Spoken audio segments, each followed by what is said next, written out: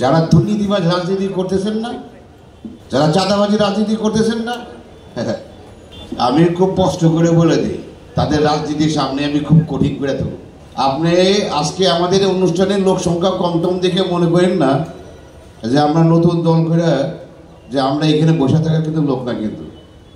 আর স্পষ্ট একটা কথা মনে রাখেন, প্রধান যা ভালো করে চায় বাংলাদেশে আমি রাজনীতি দেখাই দিব আমরা।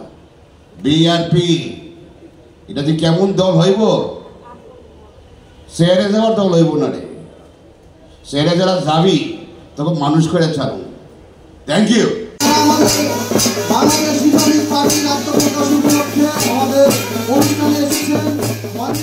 রাজনীতি সচেতন কিছু মানুষ, রাজনীতি সচেতন কি, যে তার রাষ্ট্র থেকে নিজের অধিকার বুঝে নিবে এবং রাষ্ট্রের প্রতি তার কি দায়িত্ব, সে দায়িত্ব পালন করবে।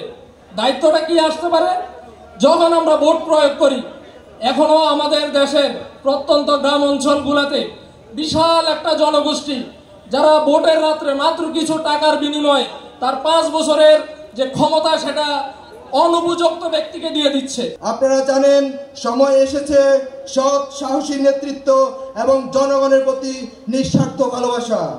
আমাদের রাজনৈতিক পথ চলা কোনো ক্ষমতা কেন্দ্রিক নয়। আমরা বিশ্বাস করি রাজনীতি হবে জনগণের সেবার জন্য।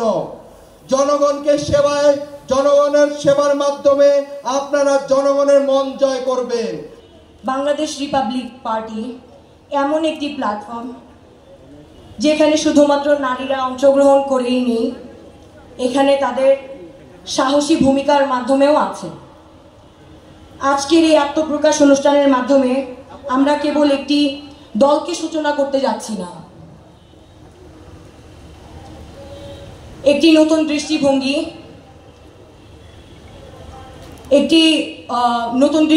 একটি নতুন চেতনা দিয়েই আমরা এই দলটিকে নিয়ে এগিয়ে যেতে যাচ্ছি।